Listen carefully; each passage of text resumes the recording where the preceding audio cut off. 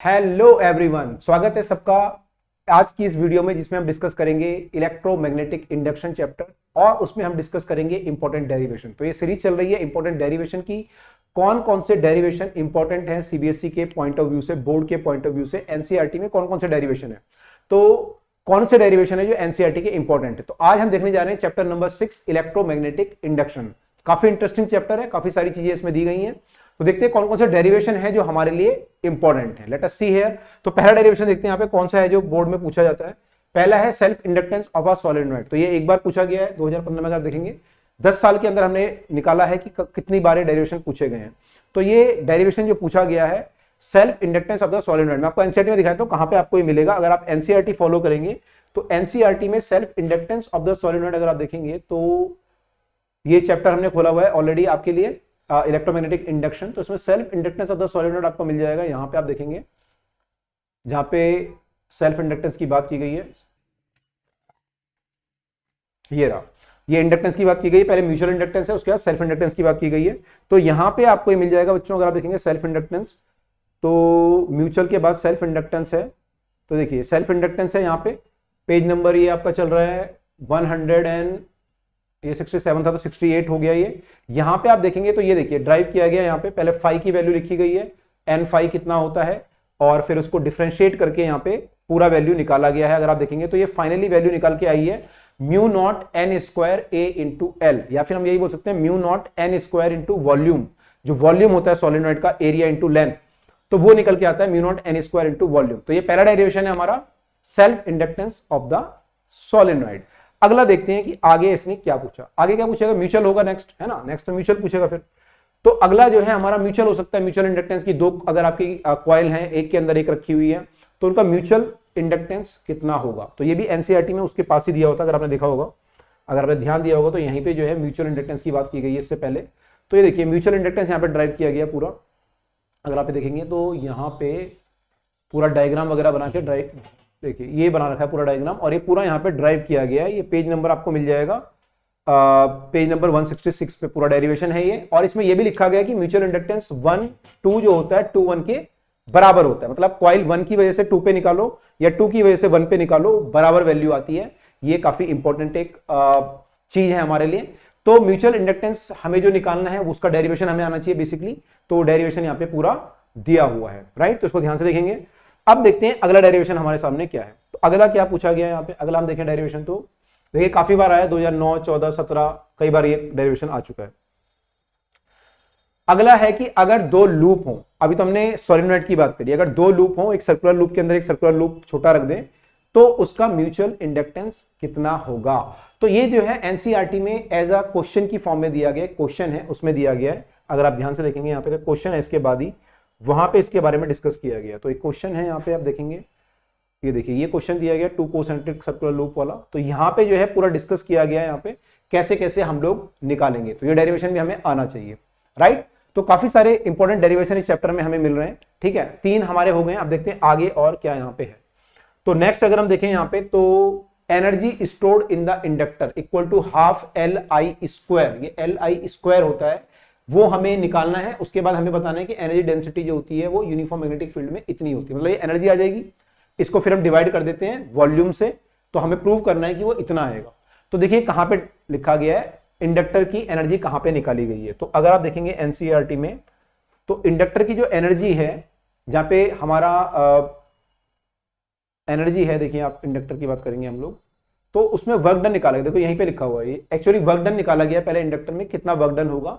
तो work done जो हमारा होगा उसी को हमने rate of doing of work, मतलब पावर जो होती है वो E इंटू आई होती है। और E आपको पता है इंडक्टर के केस में क्या होता है, -L di/dt।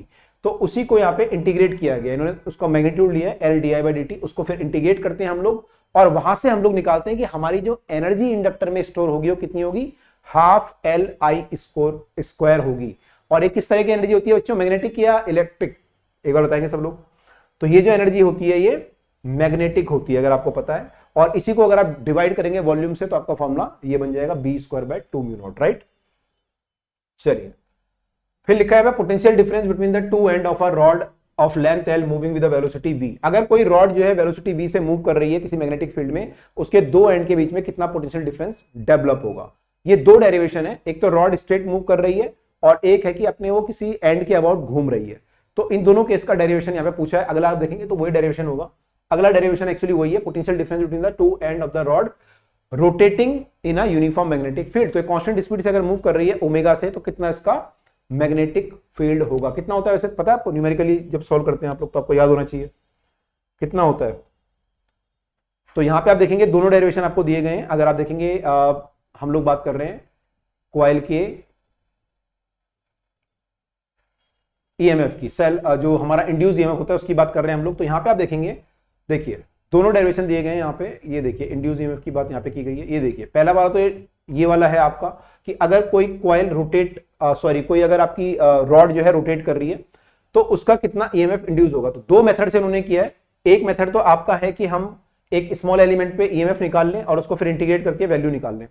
दूसरा तरीका है कि हम लोग लेंज लॉ का यूज करें, d∅dt इक्वल टू ईएमएफ होता है, तो हम इसको मान लें कितना फ्लक्स ये काटेगा टी टाइम में और उसको हम लोग सॉल्व करें, वहां से हम लोग निकालें। तो दोनों तरीके से किया गया है, आपको कोई भी एक तरीका आना चाहिए, राइट। दूसरा था हमारा कि अगर स्ट्रेट मूव कर रही है तो क्या होगा, स्ट्रेट मूव कर रही है तो क्या होगा। तो यहाँ पे डेरिवेशन वो भी दिया गया, देखेंगे आप तो इसके पास में ही दिया गया है। यहाँ पे ये देखिए ये दिया गया है, ये डायग्राम बना के इन्होंने देखा कि ये रॉड अगर मूव कर रही है इधर को तो इसका फ्लक्स कितना चेंज होगा। पहले फ्लक्स निकाला गया, उसको फिर चेंज निकाला गया, उसको ईएमएफ के बराबर किया है, तो आंसर कितना है BLV आया है, राइट। और अभी मैंने आपसे क्वेश्चन पूछा था कि कितना होगा अगर रॉड रोटेट कर रही होगी, तो अगर आपने सही गैस किया होगा यहाँ पे तो कितना आता है हाफ BL² इंटू ओमेगा। यहाँ पे देखिए हाफ BL² की जगह R ले लिया इन्होंने, R² इंटू ओमेगा, तो ये हमारा ईएमएफ आता है। तो ये सारे इंपॉर्टेंट डेरिवेशन है। अब देखते हैं इसमें अगला कौन सा है। तो यहाँ पे एक और हमारा है एसी जनरेटर से रिलेटेड। अगर हमारी कॉइल जो है रोटेट कर रही है किसी मैग्नेटिक फील्ड में तो उसमें ईएमएफ कितना डेवलप होगा उसमें मैक्सिमम ईएमएफ कितना होगा और ईएमएफ कितना डेवलप होगा, मैक्सिमम कितना होगा। तो वो देखिए हम तो जनरेटर में यहाँ पे दिया गया, अगर आप देखेंगे यहाँ पे तो ये देखिए यहाँ पे एसी जनरेटर की बात की गई है बच्चों, यहाँ पे एसी चैप्टर में। तो वहां पे जो है सिंपल से दिया गया है फॉर्मूला, पहले फ्लक्स लिखा गया है, पहले हम फ्लक्स लिखते हैं, फ्लक्स की वैल्यू जो होती है B इंटू एरिया होती है, वहां से हम लोग इंटू n से मल्टीप्लाई करते हैं, फिर फ्लक्स को डिफरेंशिएट करते हैं, ठीक है। तो यहाँ पे लिखा गया कि B into area into cos theta लेते हैं, कॉस थीटा को कॉस ओमेगा टी ले लेंगे, वहां से हमारा ये डेरिवेशन आता है। तो ये जो वैल्यू आती है आपकी ईएमएफ की वो आती है NBA omega sine omega t, और मैक्सिमम वैल्यू कब होगी जब sine omega t equal to 1 हो जाएगा। तो अब आपकी मैक्सिमम वैल्यू आ जाएगी NBAW, मैं कहता हूं N नहीं BMW है ना, तो BAW है यहाँ पे, उससे आप लोग याद रख सकते हैं NBAW हमारा मैक्सिमम होता है। और आपको यह भी मालूम होना चाहिए कौन से केस में हमारा ईएमएफ मैक्सिमम होता है और कौन से केस में ईएमएफ 0 होता है। तो आपकी कॉइल जब मैग्नेटिक फील्ड के, आप बोल सकते हैं उसका प्लेन जो होता है वो मैग्नेटिक फील्ड के पैरेलल होता है, तो हमारा ईएमएफ जो आता है वो मैक्सिमम आता है। और जब कॉइल आपकी परपेंडिकुलर होती है तो ईएमएफ 0 आता है। लेकिन अगर आप एरिया वेक्टर की फॉर्म में बोलें तो जब एरिया वेक्टर आपका हम बोलेंगे परपेंडिकुलर होगा मैग्नेटिक फील्ड के, तो उस केस में ईएमएफ मैक्सिमम आएगा, ठीक है। तो ये आपको याद रखना है। तो काफी सारे डेरिवेशन है। अब देखते हैं यहाँ पे इंपॉर्टेंट हमारे कौन से लग रहे हैं हमें, जो इंपॉर्टेंट है इसमें से आप देखेंगे बार बार कौन से आ रहे हैं। जैसे ये आप मान सकते हो ये तो 1-2 बार आया है, उसके अलावा आप देखेंगे तो ये भी 2 बार आया है, ये आप देखेंगे तो कंपार्टमेंट में आया यूजुअली। उसके बाद ये जो है ये भी 1 बार ही आया है, ये भी 1 बार है, लेकिन ये काफी बार आया, तो ये काफी इंपॉर्टेंट है। यानी म्यूचुअल इंडक्टेंस वाला तो बहुत इंपॉर्टेंट है इस चैप्टर में, तो हमें ये तो ध्यान रखना है म्यूचुअल इंडक्टेंस वाला। तो मेन जो डेरिवेशन है म्यूचुअल इंडक्टेंस वाला ही बना। तो आई होप सब लोगों को क्लियर हुआ होगा कौन से डेरिवेशन हमें करने हैं और कहां से करने हैं। अगर वीडियो पसंद आई हो तो लाइक जरूर करें और शेयर करें। तो मिलते हैं अगली वीडियो में जिसमें हम डिस्कस करेंगे अगला चैप्टर अल्टरनेटिंग करंट, उसमें हमें कौन से डेरिवेशन करने हैं। See you in the next video.